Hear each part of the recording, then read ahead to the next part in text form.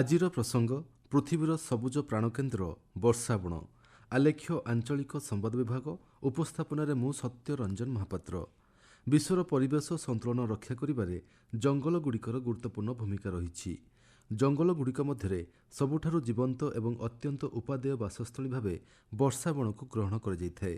ଏହି ଅମୂଲ୍ୟ ପ୍ରାକୃତିକ ସମ୍ପଦର ସୁରକ୍ଷା, ପୁନରୁଦ୍ଧାର ଏବଂ ଏହା ପ୍ରତି ଜନସଚେତନତା ସୃଷ୍ଟି ଲକ୍ଷ୍ୟ ନେଇ ଆଜି ବିଶ୍ୱ ବର୍ଷାବଣ ଦିବସ ପାଳନ କରାଯାଉଛି।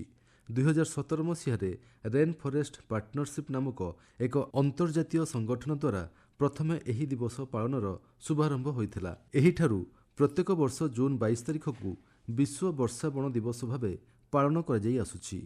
ଏହି ବଣ ଜଙ୍ଗଲଗୁଡ଼ିକ ଯୋଗୁଁ ପ୍ରଚୁର ବୃଷ୍ଟିପାତ ହେବା ସହ ବିଶ୍ୱର ପ୍ରାୟ ଅଧାରୁ ଅଧିକ ଜୀବ ଏବଂ ଉଦ୍ଭିଦ ଜଗତ ଆଶ୍ରିତ ହୋଇଥାନ୍ତି।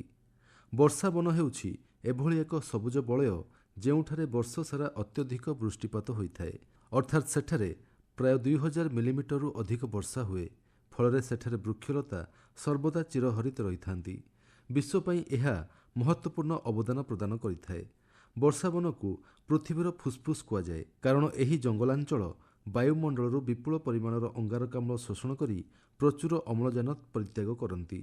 ପୃଥିବୀରେ ସବୁଠାରୁ ବେଶି ପରିଚିତ ଆମାଜନ ବର୍ଷା ଜଙ୍ଗଲ ଏକାକୀ ବିଶ୍ୱର ପ୍ରାୟ 20% ଅମ୍ଳଜାନ ପ୍ରଦାନ କରିଥାଏ। ଏହା ପ୍ରତିବଦଳରେ ଏହି ଜଙ୍ଗଲ 7.6 ବିଲିୟନ ଟନ୍ ଅଙ୍ଗାରକାମ୍ଳ ଶୋଷଣ କରନ୍ତି। ଏହା ବିଶ୍ୱ ତାପାୟନ ନିୟନ୍ତ୍ରଣ କରିବାରେ ସହାୟକ ହୋଇଥାଏ। ବର୍ଷାବଣକୁ ଜୈବ ବିବିଧତାର ଗନ୍ତାଘର ବୋଲି ମଧ୍ୟ ଗ୍ରହଣ କରାଯାଇଛି।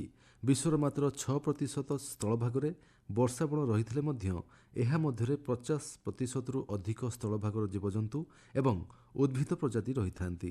ଏପରିକି ଆମେ ବ୍ୟବହାର କରୁଥିବା ଆଧୁନିକ ଔଷଧର ପ୍ରାୟ 25%ରୁ ଅଧିକ ଉପାଦାନ ଏହି ବର୍ଷାବଣରୁ ସଂଗୃହୀତ ହୋଇଥାଏ।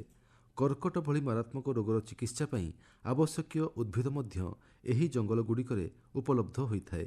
ତେଣୁ ଏହାକୁ ପ୍ରାକୃତିକ ଔଷଧାଳୟ ବୋଲି କୁହାଯାଇଥାଏ। ବର୍ଷାବଣଗୁଡ଼ିକ ବିଶ୍ୱର ଜଳଚକ୍ରକୁ ନିୟନ୍ତ୍ରଣ କରିଥାନ୍ତି। ସେଠାରେ ଥିବା ବୃକ୍ଷରାଜିଗୁଡ଼ିକର ଅଙ୍ଗାରକାମ୍ଳ ଗ୍ରହଣ ଏବଂ ଅମ୍ଳଜାନ ଛାଡ଼ିବା ଏହି ପ୍ରକ୍ରିୟା ମଧ୍ୟରେ ମେଘ ସୃଷ୍ଟି ପାଇଁ ମଧ୍ୟ ପରିସ୍ଥିତି ଉପୁଜିଥାଏ। ଫଳରେ ଦୂରଦୂରାନ୍ତ ଅଞ୍ଚଳରେ ଏହାର ପ୍ରଭାବରେ ବୃଷ୍ଟିପାତ ହୋଇଥାଏ। ତେଣୁ ଜଳଚକ୍ର ନିୟନ୍ତ୍ରଣ ଏବଂ ଜଳବାୟୁ ସ୍ଥିରତା କ୍ଷେତ୍ରରେ ଏହା ଉଲ୍ଲେଖନୀୟ ସାବ୍ୟସ୍ତ ହୁଏ।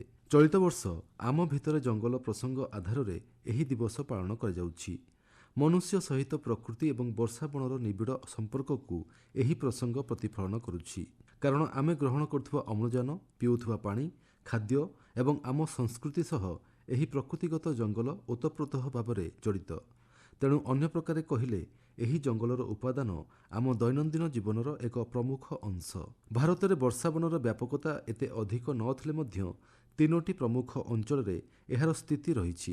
ସେଗୁଡ଼ିକ ହେଉଛି ପଶ୍ଚିମଘାଟ ପର୍ବତମାଳା, ଉତ୍ତର ପୂର୍ବ ଭାରତ ଏବଂ ଆଣ୍ଡାମାନ ନିକୋବର ଦ୍ୱୀପପୁଞ୍ଜ। ଏହି କ୍ରାନ୍ତୀୟ ଚିରହରିତ ବର୍ଷାବନଗୁଡ଼ିକ ଭାରତରେ ଜଳବାୟୁ କ୍ଷେତ୍ରରେ ବ୍ୟାପକ ପ୍ରଭାବ ପକାଇଥାନ୍ତି। ତେଣୁ ଏହି ଅଞ୍ଚଳଗୁଡ଼ିକର ସୁରକ୍ଷା ତଥା ଦେଶରେ ଅନ୍ୟାନ୍ୟ ଜଙ୍ଗଲ ସୁରକ୍ଷା ଓ ସୃଷ୍ଟି ପାଇଁ ସରକାର ବହୁବିଧ ପଦକ୍ଷେପ ହାତକୁ ନେଇଛନ୍ତି।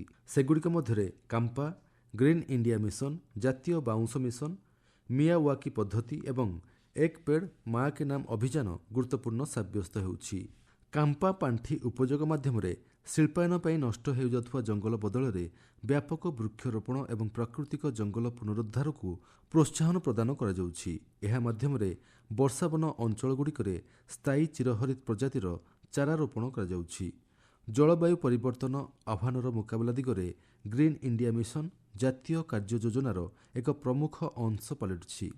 ଏହା ମାଧ୍ୟମରେ ଦେଶରେ ଜଙ୍ଗଲ ଆଚ୍ଛାଦିତ ଅଞ୍ଚଳ ପରିସୀମା ବୃଦ୍ଧି ଏବଂ ଅବକ୍ଷୟମୁଖୀ ଜଙ୍ଗଲ ପୁନରୁଦ୍ଧାର ପାଇଁ ପ୍ରୟାସ ଜାରି ରହିଛି। ବର୍ଷାବଣ ଏବଂ ଏହା ପାର୍ଶ୍ୱବର୍ତ୍ତୀ ଅଞ୍ଚଳଗୁଡ଼ିକରେ ବାଉଁଶ ଚାଷକୁ ପ୍ରୋତ୍ସାହନ ପ୍ରଦାନ କରିବା ଲକ୍ଷ୍ୟ ନେଇ ଜାତୀୟ ବାଉଁଶ ମିଶନ କାର୍ଯ୍ୟକାରୀ ହେଉଛି। ଫଳରେ ମୃତ୍ତିକା କ୍ଷୟକୁ ରୋକାଯିବା ସହ ସ୍ଥାନୀୟ ଜୈବ ବିବିଧତା ବଜାୟ ରଖିବାରେ ଏହା ସହାୟକ ହେଉଛି। ସେହିଭଳି ମିୟାୱାକି ପଦ୍ଧତି ଏବଂ ଏକ ପେଡ୍ ମା କେ ନାମ ଅଧୀନରେ କୃତ୍ରିମ ଭାବେ ବର୍ଷାବଣ ତଥା ଚାରା ରୋପଣକୁ ପ୍ରୋତ୍ସାହନ ପ୍ରଦାନ କରାଯାଉଛି। ପରିଶେଷରେ ଏତିକି କୁହାଯାଇପାରିବ ଯେ ବର୍ଷାବନ ସୁରକ୍ଷିତ ରହିଲେ ପୃଥିବୀର ପ୍ରତିଟି ଜୀବ ସୁରକ୍ଷିତ ରହିବ।